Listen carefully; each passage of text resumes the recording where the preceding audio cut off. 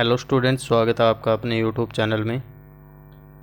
आज की वीडियो के अंदर अपने पढ़ते हैं जेट के ओल्ड पेपर के बारे में। इसमें जानेंगे कि कौन से सब्जेक्ट से कितने क्वेश्चन किस प्रकार से पूछे जाते हैं, इस चीज़ के बारे में बात करेंगे। तो ये तो चीज़ आपको पता है कि इसके अंदर नॉर्मली 6 सब्जेक्ट होते हैं, जिनमें से आपको 3 चूज़ करने होते हैं। वो आपने फॉर्म फिल करते समय किए हैं, ठीक है। इसके अंदर ज़्यादातर जो एग्रीकल्चर स्टूडेंट हैं वो जो उसके 12th में सब्जेक्ट्स होते हैं वो ही चूज़ करते हैं, जैसे एग्रीकल्चर, बायो और केमिस्ट्री हैं, ठीक है। मैं आपके सामने एक ओल्ड पेपर रख रहा हूँ, आपको स्क्रीन पर दिखाई दे रहा होगा। तो उसके अंदर जो नॉर्मली है पर सब्जेक्ट 40 क्वेश्चन पूछे जाते हैं। एक क्वेश्चन 4 नंबर का होता है और 1/4 नेगेटिव मार्किंग होती है।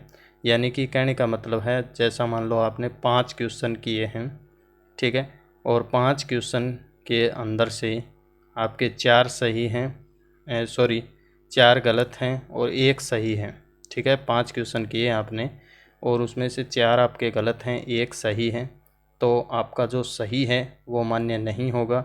यानी कि 4 जो क्वेश्चन आप गलत करोगे उससे आपका 1 सही क्वेश्चन कट जाएगा, ठीक है। तो इस प्रकार से नेगेटिव मार्किंग होती है। 1/3 हो तो उसके अकॉर्डिंग यानी कि 3 क्वेश्चन गलत होने पर 1 सही काटा जाएगा, ठीक है। एक क्वेश्चन जो सही होगा आपका, उसमें आपको 4 नंबर मिलेंगे, वो 4 नंबर आपके कट कर लिए जाएंगे, ठीक है। तो इस प्रकार से आपको 5 नंबर का नुकसान होगा अगर आप इस प्रकार से नेगेटिव मार्किंग करते हैं। तो आपको नेगेटिव मार्किंग बिल्कुल नहीं करनी है।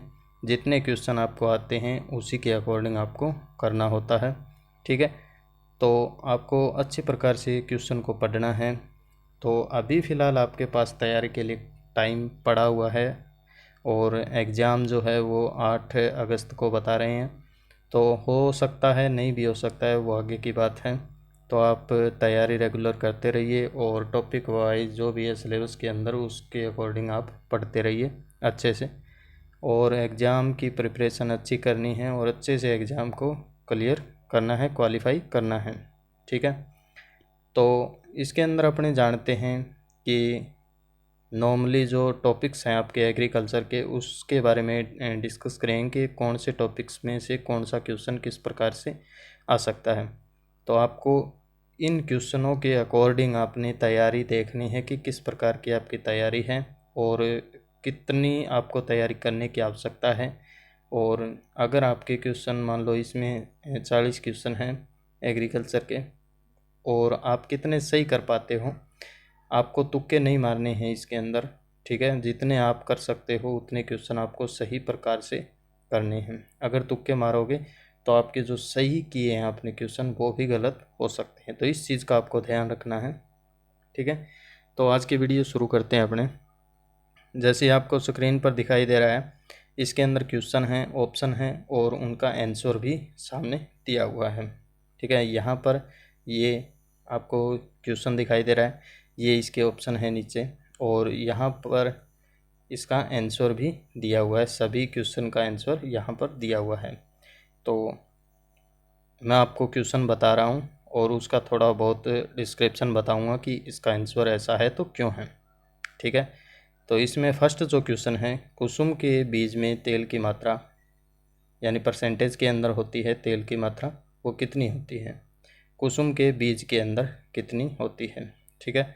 तो वो 30 से 35% इसमें तेल की मात्रा पाई जाती है कुसुम के बीज के अंदर, ठीक है।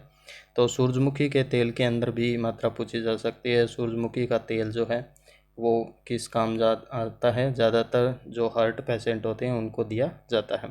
तो इसी प्रकार तेल की जो मात्रा है वो आपको सभी जो तिलहनी फसलें हैं उनकी याद करनी पड़ेगी। तिलहनी फसलों में अलग अलग, जैसे सरसों है, मूंगफली है, सोयाबीन है। सोयाबीन को तिलहनी दलहनी दोनों में रखा जाता है, ठीक है। तो ये चीज़ आपको याद होनी चाहिए।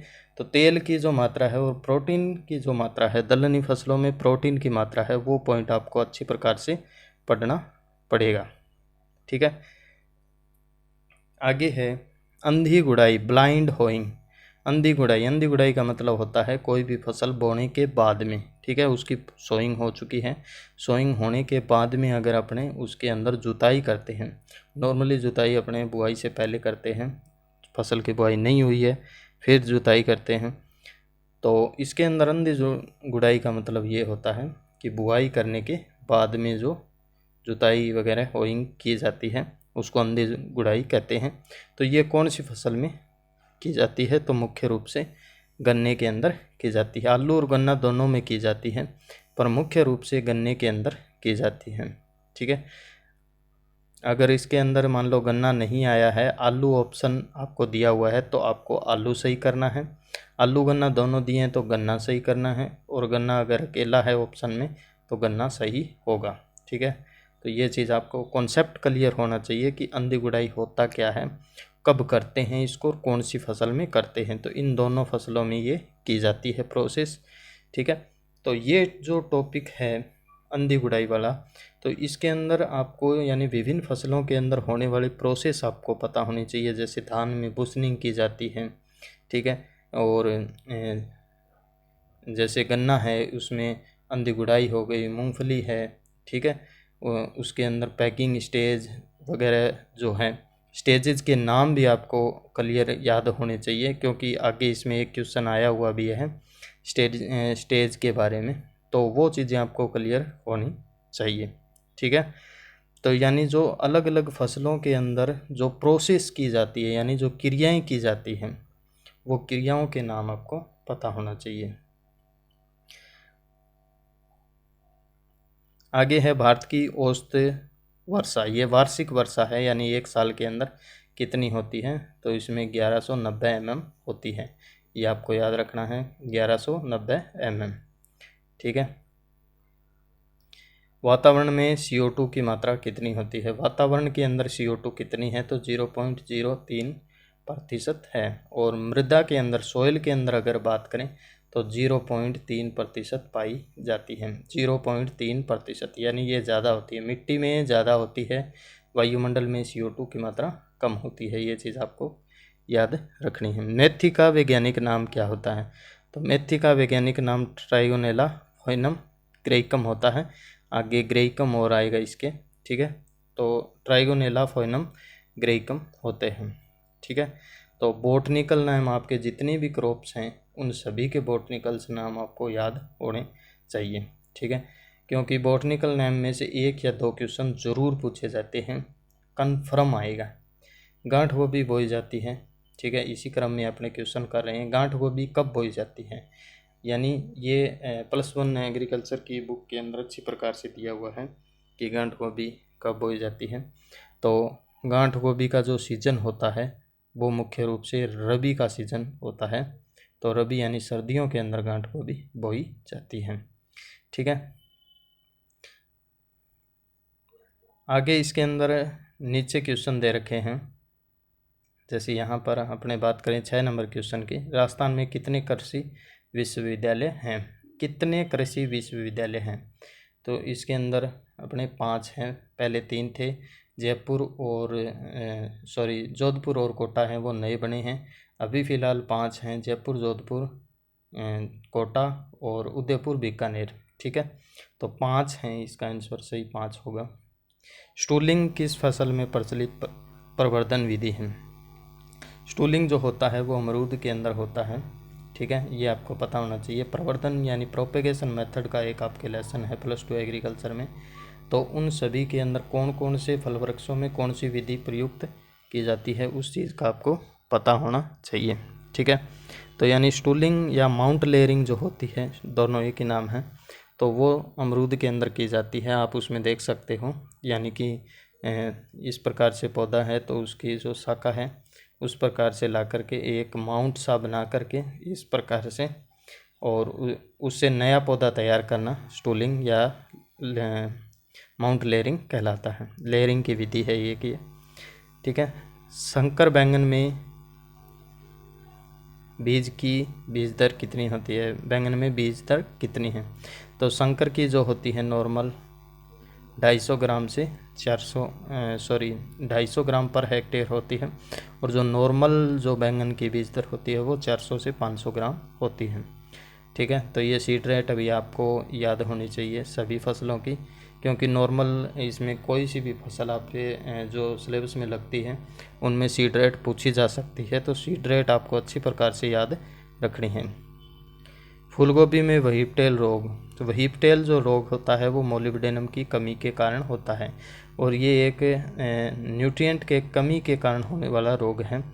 तो रोग जो मेनली जो रोग हैं उनके नाम जैसे अर्गट रोग किस फसल के अंदर होता है, करनाल बंट किस फसल में होता है, रेड रोट किस में होता है, ठीक है, कातरा जो कीट है वो किस फसल में लगता है। तो इस प्रकार के जो क्वेश्चन हैं वो आपको अच्छी प्रकार से पता होना चाहिए, क्योंकि ये क्वेश्चन जो है वो या जो ये रोग या कीट हैं वो कुछ मेनली क्रॉप्स के अंदर ही लगते हैं। जैसे रेड रोट है वो गन्ना के अंदर ही लगेगा ज़्यादातर, ठीक है। अन्य फसलें जो ग्रेमनी है जैसे ज्वार वगैरह है, मक्का है, उसमें हो सकता है, परंतु जो मुख्य रूप से जो हानि पहुंचाता है या जिस पर शरण लेता है, अपना काम जीवन चक्र पूरा करता है, वो गन्ना होता है। तो इसी प्रकार से फूलगोभी में जो मुख्य जो इस तत्व की कमी से होने वाला जो रोग है वो व्हीपटेल, वो मोलिब्डेनम की कमी से होता है, ठीक है। तो ये आपको याद रखना है। आगे इसमें फल पूछा है जो ठंडी जलवायु का है, तो ठंडी जलवायु का निम्न में से कौन सा है, तो वो है नाशपाती, ठीक है। नाशपाती जो है वो ठंडी जलवायु का फल है। तरबूज की आगे बीज दर पूछी है, मैंने ऊपर आपको बताया था कि इसमें आपको बीज दर भी याद रखनी है। तो बीज दर आपको जितनी भी आपके सब्जियां वगैरह फल वगैरह फल के अंदर बीज दर नहीं, प्रवर्धन की विधि है, ठीक है। तो वो चीज़ आपको याद होनी चाहिए कि किस प्रकार से इसके अंदर कितनी मात्रा में बीजों का प्रयोग किया जाता है। तो 3 से 4 किलोग्राम नॉर्मल इसके अंदर काम में लेते हैं। जो बेल वाली सब्जियां उनमें से 1 से लेकर 5 किलोग्राम तक इसमें बीज दर काम में ली जाती हैं ज़्यादातर। आगे है इसमें हनी ड्यू व पूसा डेलीशियस किस्म है। तो Honey due, Pusa delicious, Pusa majesty वगैरह ये जो किस्में हैं वो पपीता की हैं, ठीक है, पपीता की किस्में हैं, ये आपको याद रखनी है। किस्मों के बारे में मैं आपको बता रहा हूँ कि किस्में जो इम्पोर्टेंट किस्में हैं, ठीक है, नॉर्मल फसलों की 3-3, 4-4 किस्में ही हैं जो इम्पोर्टेंट हैं, कंपटीशन में पूछी जाती हैं, तो वो किस्में आपको याद होनी चाहिए, ठीक है। कुछ के विशेष करैक्टरिस्टिक हैं, जो इसके फल बड़े होते हैं, मीठे होते हैं, किसी सीडलेस होते हैं, कोई छोटे होते हैं, ठीक है, गुंठली रहित होते हैं, बीज रहित होते हैं कुछ।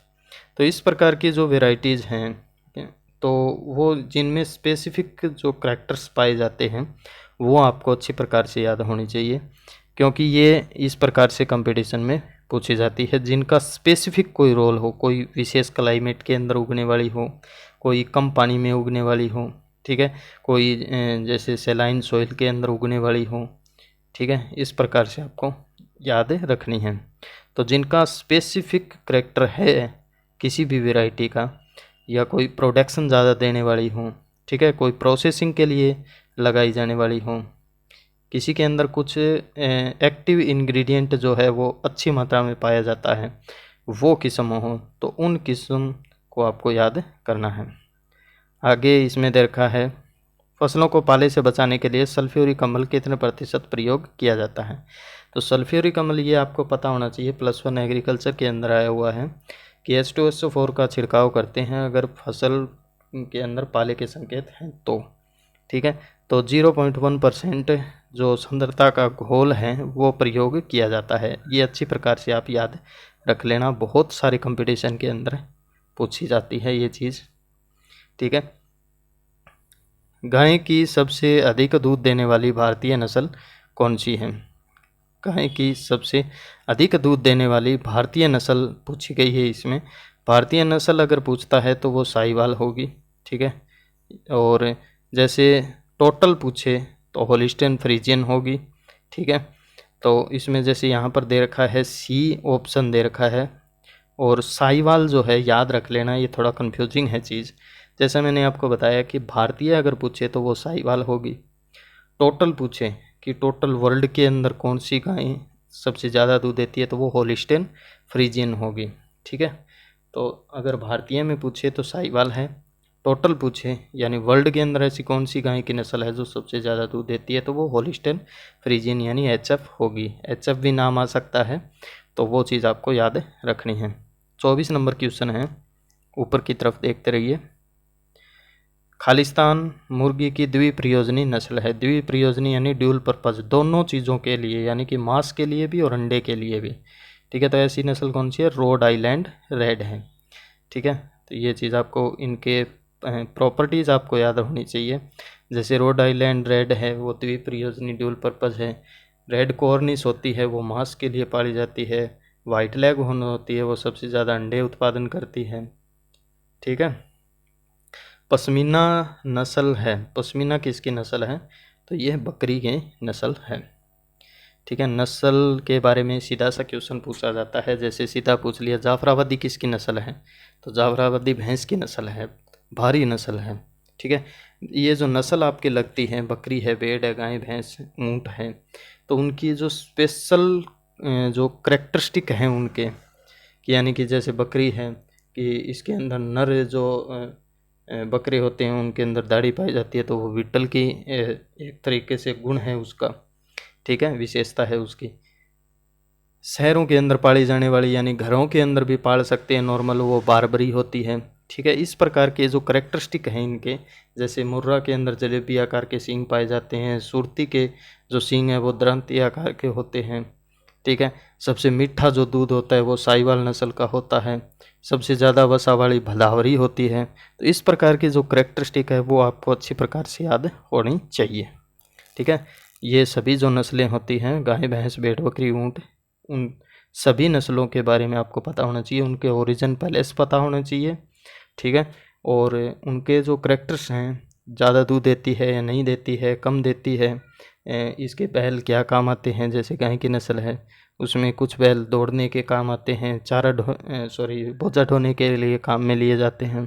ठीक है, कोई दूध के लिए पाली जाती है, तो वो चीज़ आपको पता होनी चाहिए। आगे है साइलेज में नमी की मात्रा, 22 नंबर क्वेश्चन है। तो साइलेज और हे होता है। ठीक है, हे के अंदर कम होती है, 20 से 25% होती है, और साइलेज के अंदर नमी ज़्यादा होती है, क्योंकि वो जब कच्ची अवस्था में होता है चारा तभी उसको काट कर बनाया जाता है, और हे जो है वो सूखे चारे से बनाया जाता है। ये चीज़ याद रखना। 60 से 70% उसमें नमी होनी चाहिए। जो साइलेज अपने तैयार करते हैं उसमें इतनी नमी होनी चाहिए। वर्तमान में भारत के कृषि मंत्री हैं। इसके अंदर बी ऑप्शन राधा मोहन सिंह दे रखा है। वो पिछले कार्यकाल के अंदर थे, अभी श्री नरेंद्र तोमर जी हैं। ठीक है, तो ये आपको थोड़ा सा अपडेट रहना पड़ेगा, क्योंकि भारत के जो कृषि मंत्री हैं वो नरेंद्र तोमर हैं। न्यूज़ में बहुत बार आया है, क्योंकि अभी जो 3 बिल कृषि बिल हैं उन पर लगभग आए दिन चर्चा हो रही है। तो न्यूज़ में आप अगर आप थोड़े अपडेट रहते हो तो आपने देखा होगा नरेंद्र तोमर हैं। ठीक है, और राजस्थान के कृषि मंत्री अगर आ जाए तो वो लालचंद जी कटारिया हैं। तो ये चीज़ आपको थोड़ा पता होना चाहिए। अगला क्वेश्चन है, गोला किसकी किस्म है? तो गोला उमरान जो है वो पछेती किस्म है। ठीक है, बेर की पछेती किस्म है। गोला है वो अगेती किस्म है। गोला उमरान याद रख लेना, उमरान पछेती किस्म है, गोला है वो अगेती किस्म है। यानी गोला छोटा नाम है तो छोटा पहले आएगा, उमरान बड़ा नाम है तो बड़ा बाद में आएगा। ठीक है, तो ये चीज़ आपको याद रखना है। गोला और उमरान जो है वो बेर की इम्पोर्टेंट वैरायटी है, तो बेर की वैरायटी है, याद रख लेना। एकांतर फलन समस्या है। एकांतर फलन आपके +2 एग्रीकल्चर के अंदर फलन वाला जो लेसन है उसके अंदर आप पढ़ सकते हो। एकांतर फलन जो है वो आम की समस्या है। इसमें आम 3 नंबर ऑप्शन दे रखा है। तो आम की समस्या है। एकांतर फलन का मतलब होता है 1 साल छोड़कर 1 साल, या फिर साल में 2 बार फल दे रहा है तो 1 बार छोड़कर दूसरी बार फल आते हैं, यानी 1 बार नहीं आते हैं फिर अगली बार आते हैं। ठीक है, वो एकांतर फलन होता है। तो ये जो समस्या होती है वो आम के अंदर पाई जाती है।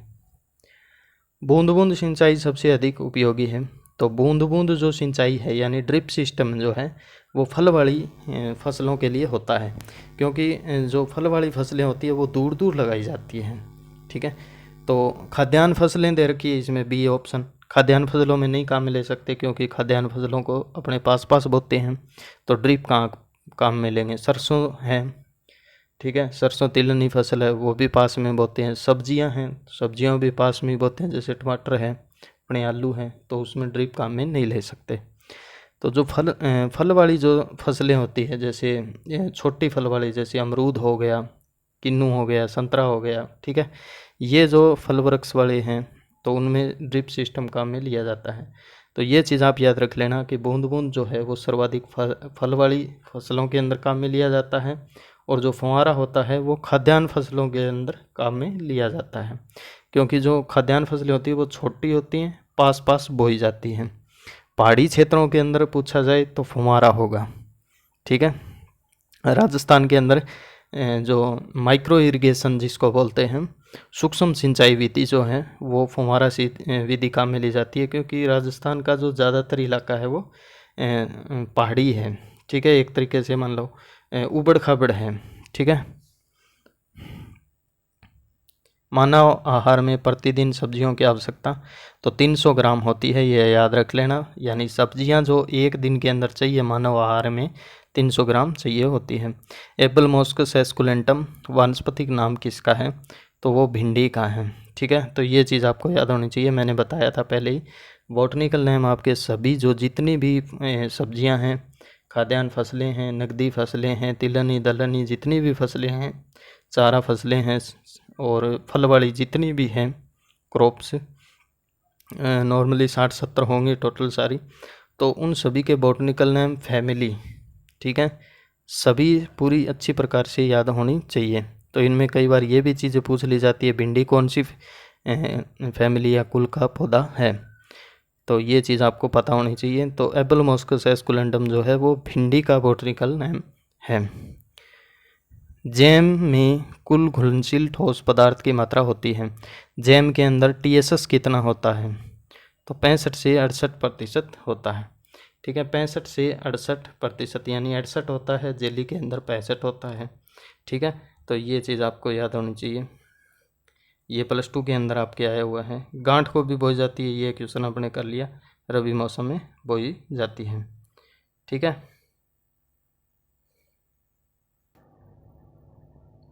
आगे इसमें 26 नंबर क्वेश्चन है जो आपको दिखाई दे रहा है यहाँ पर।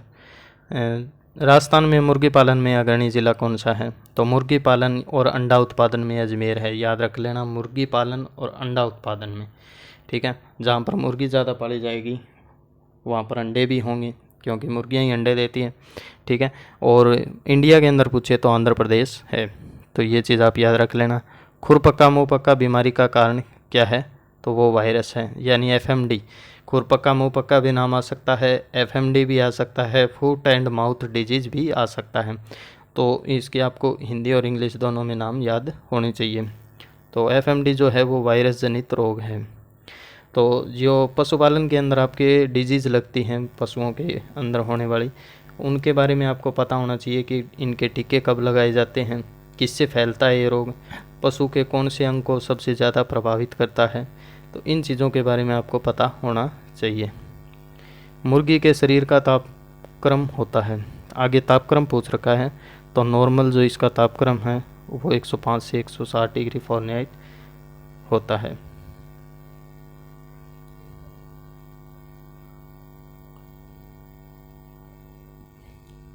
आगे इसमें ताज़े दूध का pH पूछ रखा है, तो 6.7 pH होता है। ठीक है, ताज़ा दूध जो होता है वो थोड़ा अम्लीय प्रकृति का होता है, और उसे लंबे समय तक रखे रहने पर उसका pH में कमी आती है, याद रख लेना, क्योंकि तभी वो खट्टा होकर फटने लगता है। तो जैसे जैसे उसको अपने रखेंगे या फिर उसका टेम्परेचर बढ़ेगा तो उसका जो pH है वो कम होता जाएगा, जिसके कारण वह स्वतः ही फट जाता है, उसमें लैक्टोबैसिलस जीवाणु की उपस्थिति है वो बढ़ जाती है।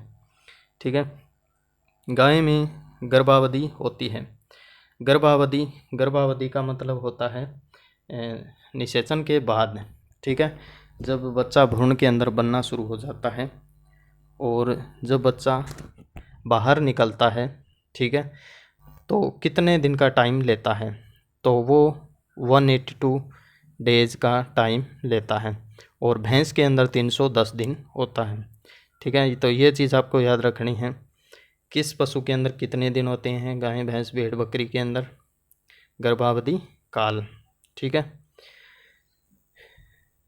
भारत की सर्वाधिक महत्वपूर्ण दलहनी फसल कौन सी है, तो वो चना है। भारत की पूछा इसमें, तो भारत की चना है। कौन सी फसल गरीब आदमी की मित्र होती है, तो वो आलू होती है, ठीक है। तो ये कुछ इस टर्म्स हैं, गरीब आदमी का फल है, गरीब आदमी का संतरा है, तो इस प्रकार की कुछ टर्म्स हैं, यानी कि सब्जियों का राजा रानी है, अनाजों का राजा है, तो इस प्रकार की जो टर्म्स हैं वो आपको थोड़ी सी याद होनी चाहिए। डेड हर्ट जो है वो गन्ना के अंदर होता है। डेड हर्ट यानी जो बीच वाली बिल्कुल मिडल वाली जो कलिका होती है वो सूख जाती है, जिसके कारण उसकी ग्रोथ है वो रुक जाती है और साइड से ब्रांचेज निकलनी शुरू हो जाती है, जिससे उसकी क्वालिटी ख़राब हो जाती है, वो डेड अर्ट है। सरसों की फली को कहते हैं, सरसों की फली को सिलिकुआ कहते हैं, ठीक है। यानी कि यहाँ पर फल भी लिखा हुआ आ सकता है कि सरसों के फल को कहा जाता है। तो ये अलग अलग जो फसलें हैं अपने, उनके फल हैं, जैसे आम का फल है, ठीक है, संतरे का फल है, खाने योग्य भाग हैं, तो ये चीज़ें आ सकती हैं। यानी कि कैप्सूल है, सिलिकुआ है, पोड हैं और कैरियोप्सिस हैं। कैरियोप्सिस ज़्यादातर ग्रेमनी कुल वाली, जैसे धान है, गेहूँ है, उनमें बाजरा वगैरह हैं, वो कैरियोप्सिस होते हैं। पोड जो होते हैं, फलियां जैसे चना की फली है, वो पोड के रूप में काम में आती हैं। कैप्सूल के रूप में जैसे भिंडी है, यानी बहुत सारे दाने पाए जाते हैं सेटिंग किए हुए, यानी कि बंद डिब्बे के समान, तो वो कैप्सूल के अंदर आती है। सिलिकुआ सरसों के फल को कहते हैं, तो ये चीज़ आपको याद रखनी है। गेहूं की सिंचाई हेतु कौन सी विधि उपयुक्त है, गेहूं के अंदर सिंचाई की कौन सी विधि उपयुक्त है, तो क्यारी विधि सबसे ज़्यादा अपने प्रयोग में लेते हैं। जल पलावन विधि भी प्रयोग में ली जाती है, परंतु क्यारी विधि काम में ज़्यादा लेते हैं। जल पलावन विधि धान में काम में लेते हैं। रिंग विधि और थाड़ा विधि जो है वो फल वृक्षों के अंदर सिंचाई के रूप में काम में ली जाती है, ठीक है। भारत में कुल भौगोलिक क्षेत्रफल कितना है भारत का, तो 328.8 मिलियन हेक्टेयर है। तो ये आपको सीधा सा याद रखना है कि कितने हेक्टेयर पर इसकी खेती, यानी नॉर्मल भारत का भौगोलिक क्षेत्रफल है, यानी इतनी एरिया के अंदर इंडिया जो है वो बसा हुआ है। वायु की गति नापने के यंत्र को कहते हैं, तो वेगमापी कहलाता है। वायु की गति मापने एनीमोमीटर, और जो एक विंड वैन जो है उसका थोड़ा सा आप याद रख लेना। विंड वैन जो है वो एक तरीके से, जैसे यहाँ पर इसमें दिया हुआ है वायु दिक् सूचक यंत्र। वायु दिक् सूचक यंत्र, दिक् सूचक का मतलब होता है वायु की एक तरह से दिशा का पता लगाना, सूचक यंत्र है ये, ठीक है। वायु किस तरफ से आ रही है, कौन सी दिशा से आ रही है। वेगमापी स्पीड हो गया, यानी कि वायु की गति मापने के लिए, तो वेगमापी हो गया, इसे ही एनीमोमीटर कहा जाता है। वेगमापी को ही एनीमोमीटर कहा जाता है, याद रख लेना। दोनों में से कोई से भी नाम आ सकते हैं कि एनीमोमीटर क्या होता है या वेगमापी क्या है, किस काम आता है, ठीक है, कैसे भी क्वेश्चन आ सकता है। विंड वैन या वायु दिक् सूचक यंत्र एक ही चीज़ हैं। आर्द्रता मापी और हाइग्रोमीटर एक ही चीज़ हैं, ठीक है। तापमापी और थर्मामीटर एक ही चीज़ है। तो इनके इंग्लिश में नाम ज़रूर आप याद रख लेना अच्छी प्रकार से, ठीक है। मैं बार बार कह रहा हूँ ये चीज़ें कि कुछ चीज़ों के इंग्लिश में नाम ज़रूर याद रख लेना। जैसे आपने यहाँ पर 35 नंबर क्वेश्चन गेहूँ की सिंचाई वाला पढ़ा है, तो रिंग, ठीक है। क्यारी विधि यहाँ पर चेक वैसी नाम लिखा हुआ आ सकता है। जल पलावन विधि फ्लड इरिगेशन लिखा हुआ आ सकता है, ठीक है। तो इस प्रकार से आपको इनके इंग्लिश में नाम ज़रूर याद होने चाहिए। इंग्लिश में नाम याद नहीं होंगे तो कई बार वहाँ पर इंग्लिश वाले नाम ही सीधे हिंदी में लिखे हुए आ सकते हैं, जैसे एनीमोमीटर। तो एनीमोमीटर में आपको पता नहीं लगेगा कि वायु की गति मापता है या उसकी दिशा मापने के काम में आता है, ठीक है। तो ये चीज़ आपको पता होनी चाहिए। कार्बनिक उर्वरक का उदाहरण है, तो कार्बनिक उर्वरक जो है, कार्बनिक और उर्वरक जो है वो लगभग सारे, लगभग क्या सभी हैं, तो वो अकार्बनिक ही होते हैं। उर्वरक सारे अकार्बनिक होते हैं, याद रख लेना। कार्बनिक उर्वरक केवल यूरिया है, ठीक है। यूरिया और कैल्शियम साइनेमाइड हैं, वो केवल कार्बनिक हैं। बाकी यानी जो एमाइड वाले होते हैं वो ही केवल कार्बनिक हैं, और बाकी जो हैं सारे अकार्बनिक होते हैं। तो यूरिया जो है, याद रख लेना, जो नाइट्रोजन के लिए सबसे ज़्यादा प्रयोग किया जाता है वो ही केवल और केवल कार्बनिक होता है। अमोनियम सल्फेट दे रखा है इसमें, बी ऑप्शन।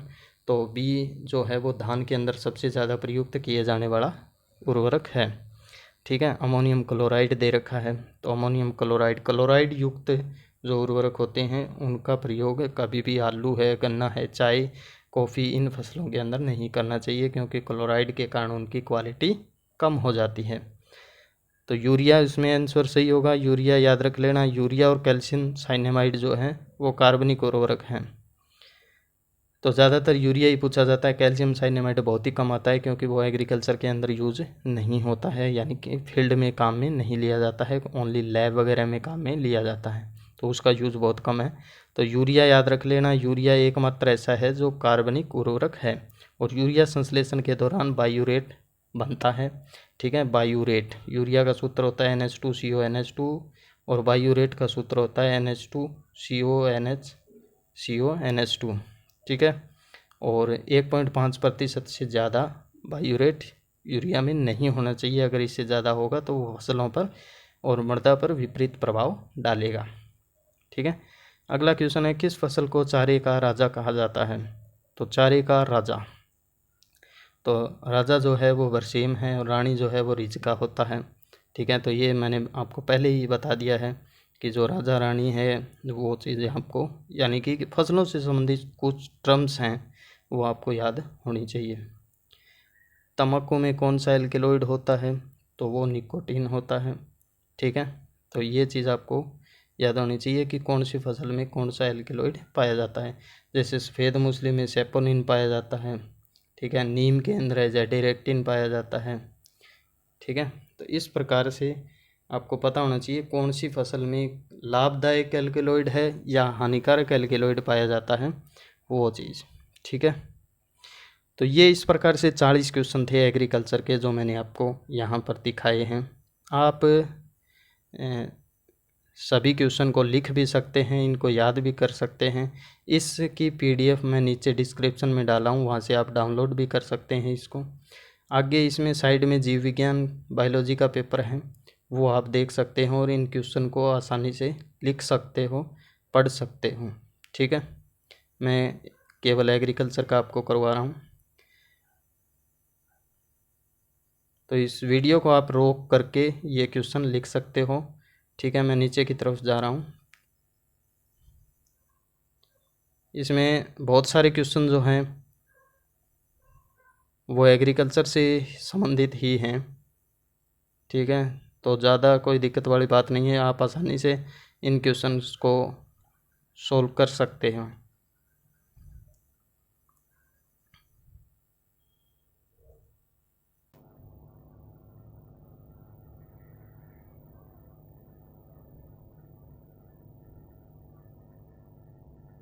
यहाँ पर केमिस्ट्री के क्वेश्चन भी हैं, आप देख सकते हो कि केमिस्ट्री के क्वेश्चन किस प्रकार के आते हैं। वीडियो को आप पॉज करके, रोक करके और आसानी से देख सकते हो।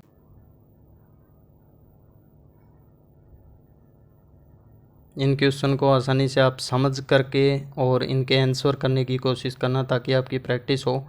आपको जो एग्ज़ाम में पेपर मिलेगा वो लगभग इसी पैटर्न पर होगा, इसी प्रकार के क्वेश्चन उनमें पूछे जाएंगे। तो आपको इसी तरीके से, ताकि कोई भी क्वेश्चन आपका मिस न हो और अच्छी रैंक के साथ आपका सिलेक्शन हो जाए, ठीक है। तो इस प्रकार से मैंने आपको दिखा दिया। यहाँ पर तीनों सब्जेक्टों के 40-40 क्वेश्चन आएंगे, और किस प्रकार के क्वेश्चन इसमें से, कौन से टॉपिक्स में से किस प्रकार के क्वेश्चन पूछे जा सकते हैं। बिल्कुल इजी क्वेश्चन हैं। अगर माइंड से थोड़ा सा समझ करके करोगे तो आसानी से ये कंपटीशन जो है आपका निकल जाएगा। कोई हार्ड नहीं है, बिल्कुल आसान है। ठीक है। अच्छी रैंक लेके आने का प्रयास कीजिएगा, न कि ये आप सोचो कि थोड़े बहुत नंबर आ जाए प्राइवेट कॉलेज मिल जाए, ऐसा नहीं होना चाहिए। गवर्नमेंट कॉलेज या यूनिवर्सिटी के लिए आपको ट्राई करना है, ठीक है। तो आज की वीडियो के अंदर इतना ही। आगे डेली या फिर मैं आपको रेगुलर ये जेट की जो सीरीज़ है वो देने की कोशिश करूँगा। तो आप जुड़े रहिए यूट्यूब चैनल से और इस वीडियो को ज़्यादा से ज़्यादा शेयर कीजिए, ताकि जो जेट के विद्यार्थी हैं उन तक ये चीज़ें पहुंच सकें और उनको थोड़ा बहुत लाभ मिल सकें। धन्यवाद।